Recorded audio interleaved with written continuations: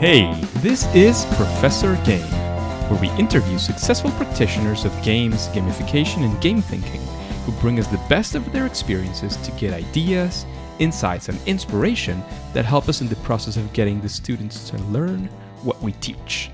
And I'm Rob Alvarez.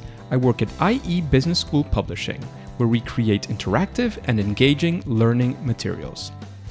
Do you have something you'd like some help with? Ask our guests. Go to professorgame.com/question and get your question answered in a future episode. Engagers, today we have David Chandross, who has very exciting things to tell us today. But before we get started, David, are you prepared to engage? Yes. Let's go. David he began his career as a neuroscientist working in the field of selective attention and cognitive science. After getting his Ph.D. in curriculum and second master's degree in medical education, he went on to become an academic dean and then held positions in senior administration across Canada in higher education. His work in gamification began in the 1990s and matured at Ryerson University, after which he accepted a position at the Simon Fraser University in the field of gamification under a 5-year, $3 million simulation and advanced gaming environments federal grant.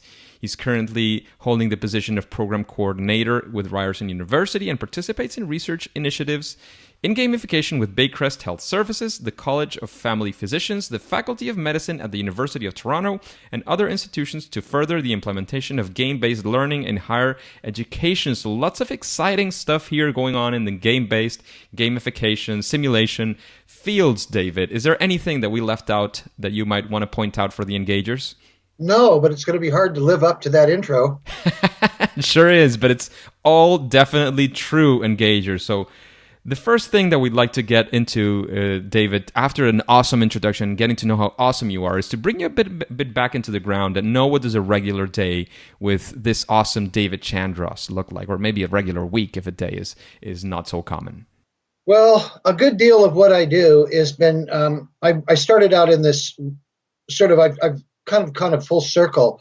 I started out bringing game-based elements into my courses in the 1990s and eventually converted in the early 2000s all of my courses. These are university requisite courses that you have to take in medical physiology. And I converted all my courses to full games, full role-playing immersive games. And then when I went off to Simon Fraser, I stopped for many years and worked in the area of research on determining whether learning could happen through games, whether it was the same or equivalent or less than traditional learning, etc. And that took us into some interesting areas, including seniors education. So now I've sort of returned back. I'm still conducting a lot of research, but we're also trying to see this implemented in the university and college system. So what that would consist of is developing methods to introduce into colleges and universities by which faculty can begin to either use a game as a single part of a course or to convert their courses to games.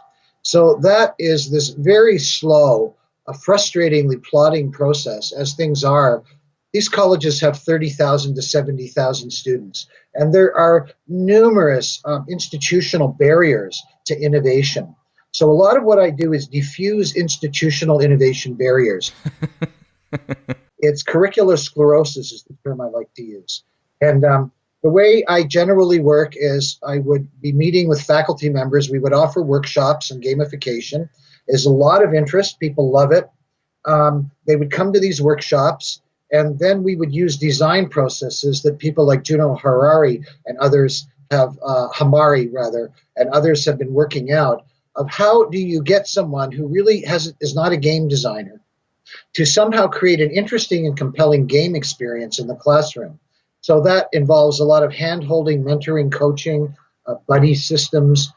So that's a good deal of the work is addressing these kind of issues. Very, very interesting days that you have, I have to say, David. And once again, it's important, especially for those people who are out there thinking that this is something very cool to do, but then they look at people like yourself, like many other experts that have been doing this for years, and say, well, but that's too far off, that's super difficult. I mean, they're already there, they're already experts, and that's why we like to show also the other side. And we would like to know if you have a story that you can tell us about a time in which you were trying to implement one of these strategies and simulations, game-based learning, etc., in which things didn't go the way you expected. It just basically went south, and you had some fail. There's a lot of south that happens, but I tend to remember my successes more than my failures. Let's better for your LinkedIn profile too. Let me think about a case that really went south on it. I think one of the most recent things that went south is I was a visiting academic or professor at Humber College, which is a pretty large college here in Canada. It's the biggest community college in Canada. It has something like 50 or 60,000 students. And I was brought in as the first hired professor in Canada who specifically is there for serious game design and in education. And it was a 1 year, limited term appointment. And we got a lot of things going. Like we wrote literature reviews, we got tons of faculty, we have projects that are still going now. And then they launched this new strategic plan that they've been working on. And the way colleges do strategic plans is they don't really tell anyone about it. They just kind of make a big plan, and then they say, okay, here's the plan. And this plan included nothing having to do with game-based learning. The vice president academic who hired me is an incredibly forward, innovative thinker, Eileen DeCourcy. She's incredible. Well, she went on to accept a position at another college, a higher position. So that means the vice president who was supporting this went. And when it did, she brought the proposal to keep this initiative going to her new VP, who just looked at her dumbfoundedly and says, I don't know what gamification is. I never heard of this stuff. And I don't want to spend any money on it because I don't know what it is. So the whole thing just stopped. And fortunately, there's several projects that didn't stop that we have funded that are moving along.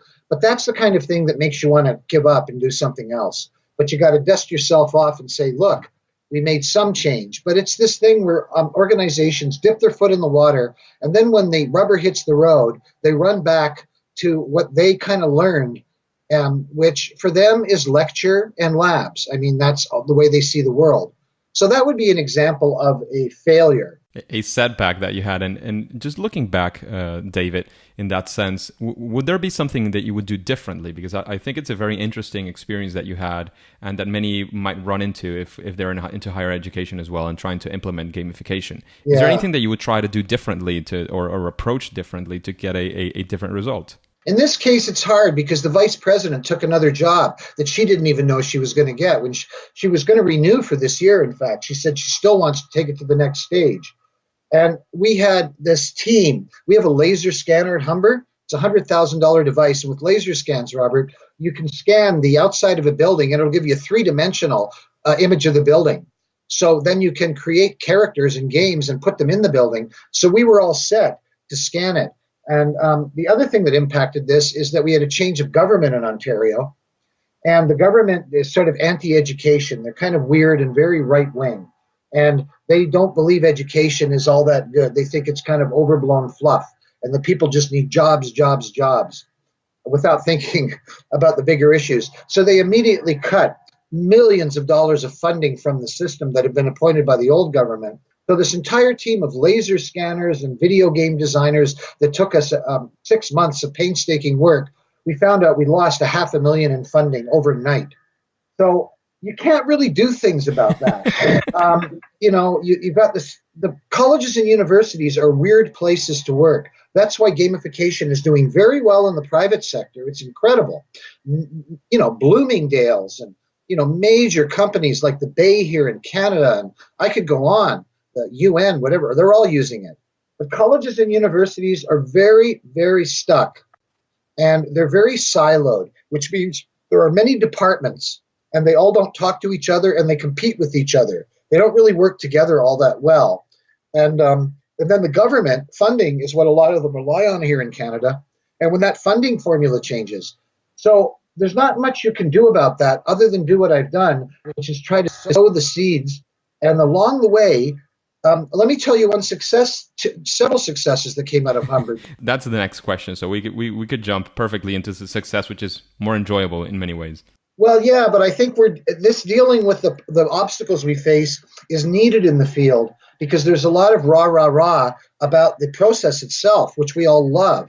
But how you actually get this thing moving is, I think, where we need the most research right now to understand that. So, good successes are, as we speak, we have converted the learning management system into a game. And you do that using adaptive release. That is, that in all LMSs, you have this ability, no matter how crappy the LMS is, to not be able to do X till you've done Y. So you have to do this module. When you do, it unlocks the next one. Well, that's how games work. That's how a lot of immersive games work. You go on a quest, which then opens another quest. So right now, we've got a whole gamified neurological assessment game going, in which students log onto Blackboard. They play the game. They can work together if they want. They go into a waiting room. There's a series of cases, and they can choose the case they want. And each stage of the case, it starts with a patient. You have to make a decision. Once you make a decision, the next part of the case opens. And they're doing that with hundreds of students now. So that is a really powerful kind of win despite that. So again, by working directly with the faculty and the end user, not the end user, but the trainer, we can overcome some of these limitations in institutions because trainers or faculty have a fair amount of latitude about how they want to teach. The other thing I would say is working with end users. And a small pause there, David, because please. there I had a question. You're mentioning that the LMS, you're blocking things so that they don't see them yet. Is it kind of scenario based? What you're talking about? Yeah, it's a scenario. So it's a waiting room full of patients with names with their main complaint. So one of them, his name is Susan, who has bruises. Susan's with bruises. So you got to figure out what the story is. And at first, it indicates that there's some domestic abuse going on. The bruises on her arms. She's kind of furtive when she's answering. The case starts an opening as you do it. Well, it turns out as you go through the case, and it's all on a timer, stage by stage, that she has a clotting disorder in the liver, and that's causing the bruising. So there's simulations that unlock piece by piece as you solve each part of the case. Very, very interesting example, and something that we could learn a lot from it, because this is from the medical sector. It sounds kind of obvious that you can use these kinds of things. But you can use it in many other things. You can use it in engineering with projects. You can use it in business, again, with projects and budgets and things. I mean, I'm sure that there's many ways, depending on your field, that you could think about how this can play out. If it's literature, it could be different parts of the story. And there's many things that I think could be played out through this strategy, which I think is fantastic. Though, so thanks for that. You wanted to mention something else, David? Well, no, I think that's the main point. I think getting that point across was the key. But yeah, it's this whole process of taking something like Blackboard or Moodle or D2L or whatever platform, edX, whatever you're using, and using that little feature called adaptive release. The other thing that we've done a lot of games on WordPress blogs, like you just need a discussion forum. And we did this with an insurance course at Humber. And I'm actually addressing the Insurance Institute of Canada next week, who are all the top insurance people. And teaching insurance, as you could imagine, is not the most exciting thing you could do. I mean, with all due respect, how interesting is it really? It's, but we were able to produce a game, and the game is this thing where each week on the discussion board, we put up some case studies, 3 cases a week, and each one is worth, let's say, $100 gold or $100 when you complete it. You only have to do one to unlock the next stage, but you can go back and farm the others, as it were, to get more gold. And the cases are simple ones. A 24-year-old motorcyclist is needing insurance for the first time. What do you kind of do? Are there any considerations that have to do with its age of the motorcycle? And then another case could be someone is making an insurance claim for theft in their building, but they can't show any damage to their locker. You're just kind of taking their word for it that someone broke in and stole a bicycle, but you don't have no proof of it. So how do you deal with that? Well, when you deal with that, then the next week in the course, it unlocks number 2. That's another 3 set of cases. These ones are a little tougher. So the cases get tougher and tougher as you go through the course, and eventually you unlock things. So in the course, if you get a certain amount of gold, let's say 300 gold, you can buy something like a Learjet. I'm just making this up. There were better things, more reasonable things you could buy, like an office assistant or like a marketing person. So you spend your $300 you earned in the game on a Learjet. Well, now the Learjet, because you have it, it unlocks a whole new series of cases that pay $10,000 each. So you do things in the game, you get money, you have to be able to buy things with the money, and then you use the things to improve your learning in the course. And this involves personalization of learning. It's really powerful, and we piloted this for years at different universities. Seems to be working beautifully. Yeah, and it's easy to do. Fantastic, fantastic. So, David, you have all these things that you've done, and I'm sure that there's some approach that you have when you're trying to solve one of these problems, or you're trying to overhaul a class that has been taught the traditional way, and somebody comes up and says, "David, let's gamify this. Let's turn this into a game." What do you do when you approach a situation? Do you have some sort of process, some sort of steps, some approach? How do you confront these situations? You are asking just fabulous questions. Really good interview, I got to say, because you're getting at the things that we need to look at the most in this field now, I think. There's a lot of different approaches. Let's just kind of divide them into two things to keep things simple. One is an ideational strategy, and that is where I become the architect of the game, using their content, working with them for input. So I could decide, okay, we're going to make this game about building an empire. We did this for a game in human resources at another college. They wanted to onboard faculty and they wanted to onboard new hires. So we had a whole building game where they had to build this little city called Leviathan. And they had to buy things. And the more things they did in the learning, the more things they could buy. And when they bought things, you could put them in combinations. So if you had a church plus a granary, plus, let's say an armory, that could earn you this amount of money per day. So you build the city in a strategic way. And they liked the idea, and then they worked with me to think of cool ways to implement it. So that's an ideational strategy, where I kind of come in and design with them.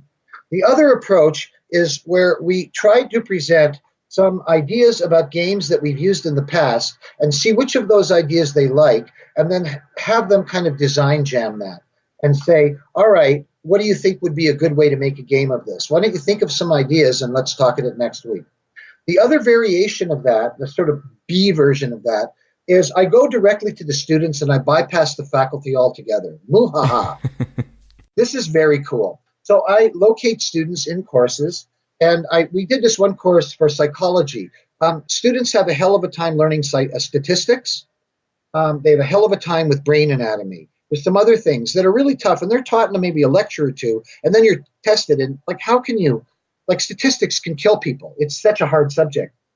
So they were psychology students. So I went to them and I said, okay, folks, here's what I want you to do. And it's what I would do with faculty too, Robert. Write down 5 things in the course right now that either you A, wish you had more practice doing, or B, had a hard time learning. Just 5. So the students quickly identified the 5 areas, and then we started to build a game with them, suggesting different ideas to sort of address those. And then I took the idea to the faculty member eventually when the game was built, and I said, well, we built this game with your students, and I don't want to usurp you, but they were so interested. Are you interested in getting involved in this? We'd really love to have your help, and maybe you could try it in your class. And they liked that. And then she said, well, I don't really like this. I want to use this game right now, but here's what I'm going to do. I teach a course in the psychology of learning. So now I'm going to make an assignment worth 20% of their grade, which they have to build a learning game about the course content. So they have to make a game to get 20% of their final grade. And so wild things happen once you start. You don't know where you're going to start with this, but that's this idea of a collaborative versus an ideational strategy. The third strategy, I guess, that I would add as I think about it is one where they themselves just come up with an idea. We did a game in addiction medicine that was funded by the College of Family Physicians for teenagers, for adolescents with, believe it or not, they're like 16 and they're doing 4 grams of cocaine intravenous a day. There's some heavy addiction in Canada.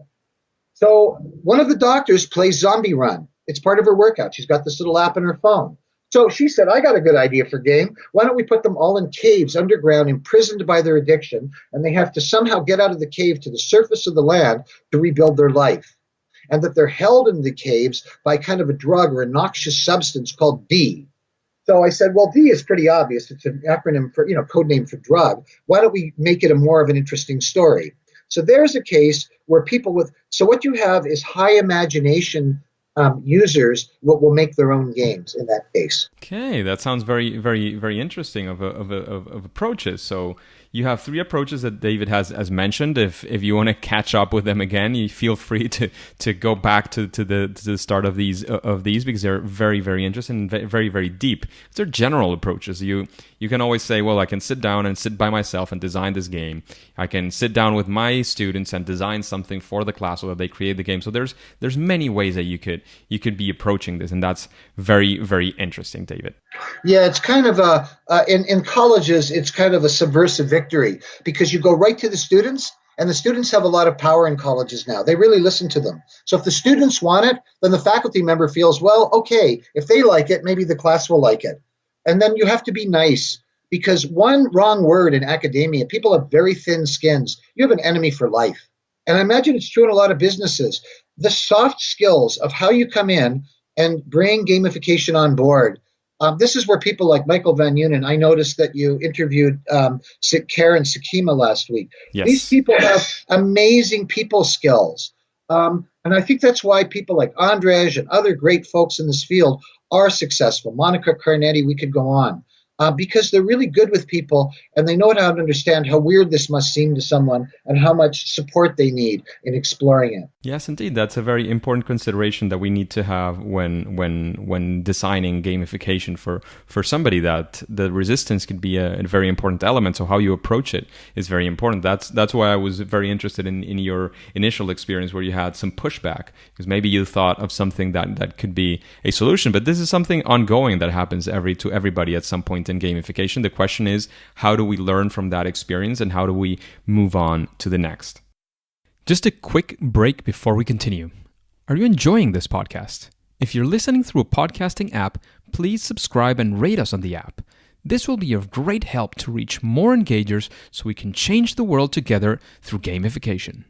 I always go into this second part of the interview. This is sort of a different jazz from before. We had these stories, these processes, all these things that were very, very interesting. But now we're going for something a little bit different. In a way, it's more of a rapid fire kind of questions, just to get a feel of things that could be interesting from your perspective. So the first thing is if there's anything that you would call sort of maybe a best practice or something that you say, well, when you think about this and when you use these strategies or these elements, it's something that almost any gamification project could benefit from doing in general. Buddy systems, really powerful. Become somebody's buddy or a team faculty up with students or with each other. Have a buddy system to bounce ideas off of. That's fantastic. Very interesting idea. The social aspect of interacting with other people is always super important. Yeah, that you build upon each ideas and you form a little team. We had one project which we've called 4 Jews Go to Prison. Now, before I sound like some horrible person, I'm Jewish and these other 3 people are Jewish. And we didn't call it that originally. It's kind of a joke. We were interested in, one of them was a social worker who works in one of the worst jails in Canada, the South Toronto Detention Center. It's kind of a horror show in there. People are in there awaiting further sentencing. So some are in there for 2 years, some are in there for 6 months, some a few weeks. And it's a miserable place with fighting and deaths and stabbings you would not believe. So she came to us and said, can we gamify pre-release? Can we gamify it so that prisoners have something to do? Because all they do all day is play poker or shoot basketball or, they go nuts from boredom. So is there something they can do in a game that would get them ready for when they're released, they can have a better life and not be addicted and not have these troubles? So I contacted my good colleague, Dr. Alan Kalpin, who's an addiction medicine specialist and psychotherapist. We've worked together before in addiction medicine games. So he said, I'm in, this sounds great. So now we have an addiction and a doctor in on it. Then we got a hold of this mathematician who was a game designer, and he loved the idea. And then there was one other person who, I'll remember it in a second. But then at one point in it, that's 4 of us. Yeah, the game designer, Alan, me, working on it, and then the social worker. And then the last names kept sounding kind of Jewish. And we said, are you Jewish by any chance? He said, yeah, I am. And we found out we were all Jewish, just as a joke. So that's when it got called 4 Jews Go to Prison. So this is the idea that you can take a little thing like that, build a little team of buddies, and then we decided at the end of it, we would need about 4 games for prison.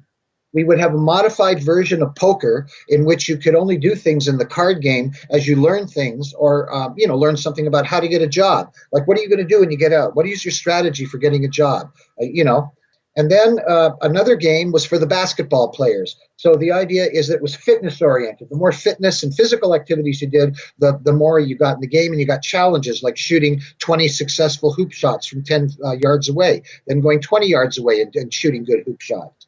And then we have the tough guys. And these are guys are all about hierarchy, who's in charge. And so for them, we developed this Dungeons and Dragons type game where there's an adventure and they go and they can kill things and they get shields and weapons. But they're in a simulated world where they're killing ignorance, they're killing depression, they're killing stupidity. So out of that, these social interactions comes this rich tapestry of game designs in an area that nobody's done much work in. Yeah, getting people involved and involving other people, getting different ideas, that's a fantastic idea. And in that sense, precisely of games, what would you say, David, is your favorite game?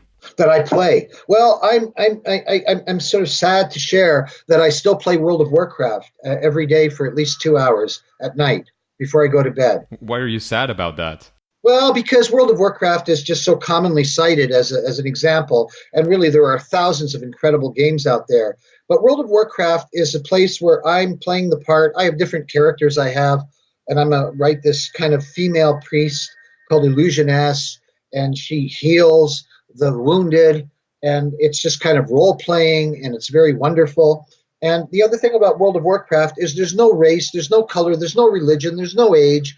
There was someone in our guild who's black, and I had no idea she was that, For all these years we played together, there is no black, there is no white, there is no religion. When you're in an online game like that, you're just who you are.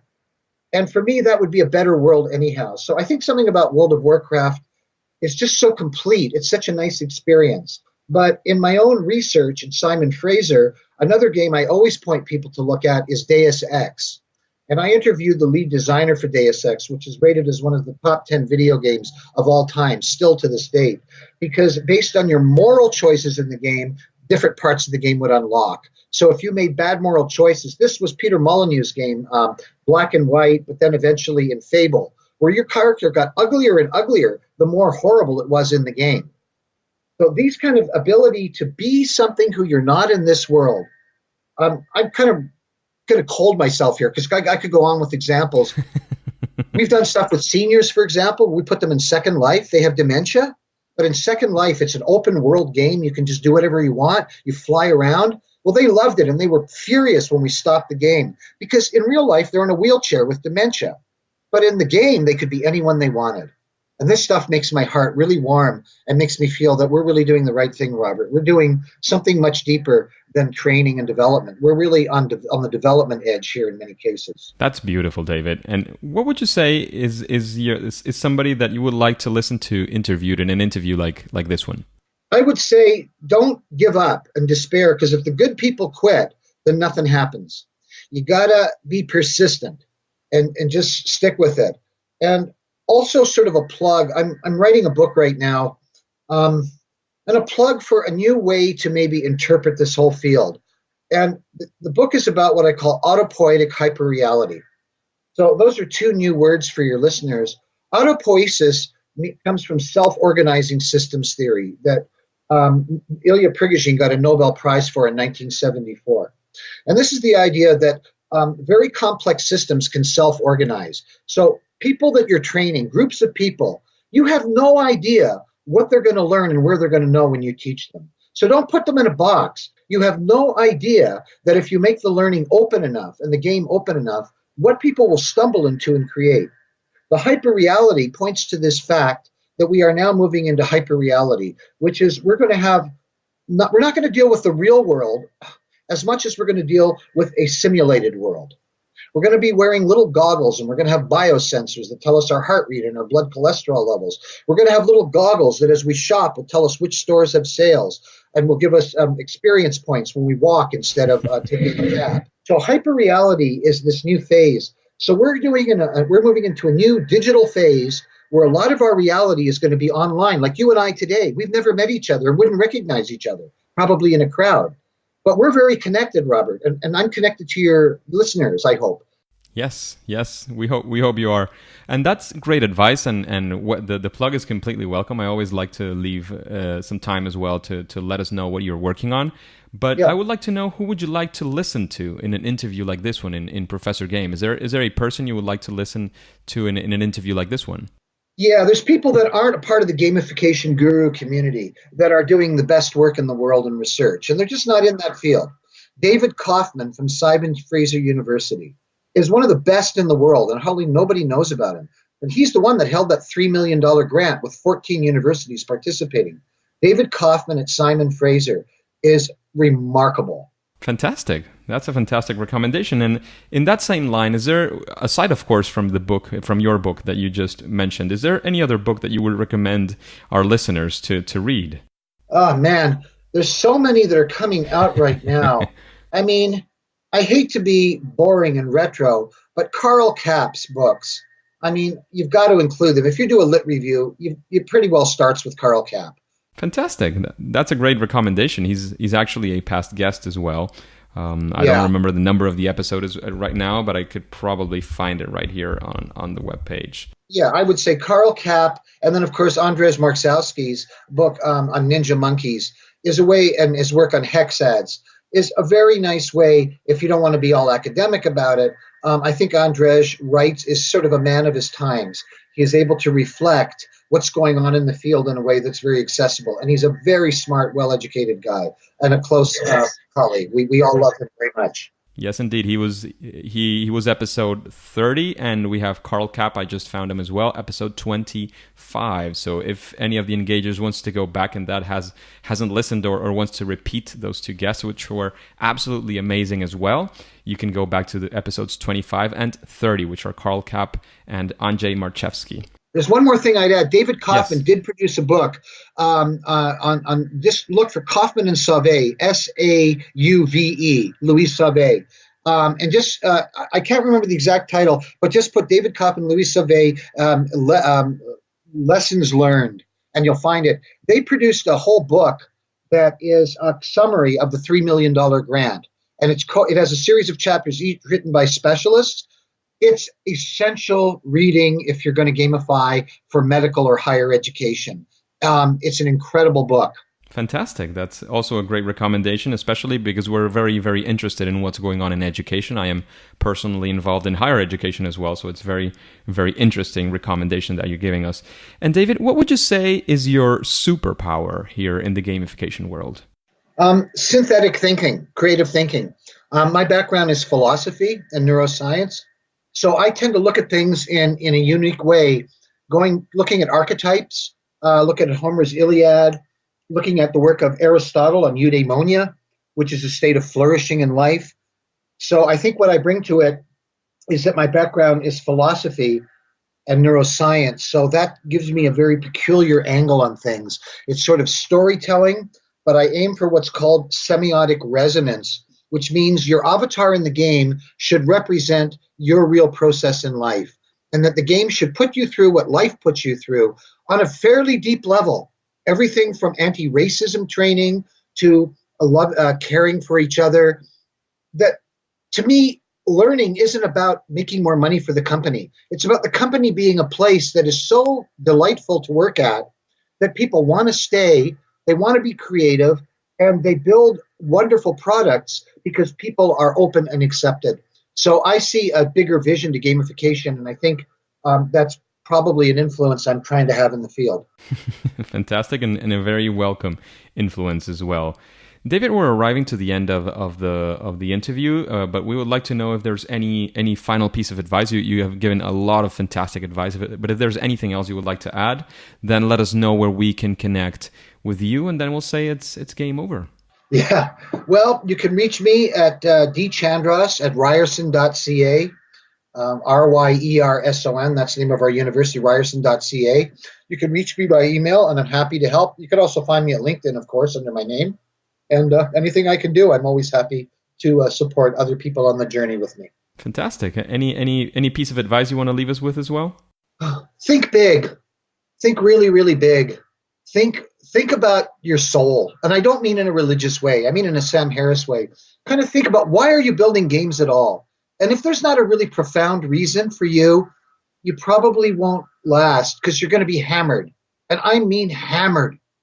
So you've got to have some source of strength that knows you're doing the right thing, not just to help the local tire company sell more widgets, but that you're going to make the world a better place through it. And if we're coming from that altruistic place, my father taught business, and that's what he taught, altruism in business. The more we look after each other and take care of each other, the better businesses thrive. It's a direct relationship. Wow, that's a very, very inspiring final piece of advice. Thank you for that, David. Now we know we can find you in LinkedIn and at your email. But for now, at least for this interview, it's time for us to say it's game over. Thank you, Robert, for the opportunity. It's been a pleasure. Thanks for coming. Hey, Engagers. Thank you for listening to Professor Game Podcast. If you want more details of this interview with David Chandross, you can go to professorgame.com/podcast/058 because this is episode 58. There you can also subscribe, and that way we can be in contact and you will have exclusive access to opportunities that Professor Game might have for you. And before you go on to your next mission, would you like to know Naomi Pariseau, one of the winners of the GameCon Awards in Chicago this year, and her project? Then subscribe using your favorite podcast app and listen to the next episode of Professor Game. See you there!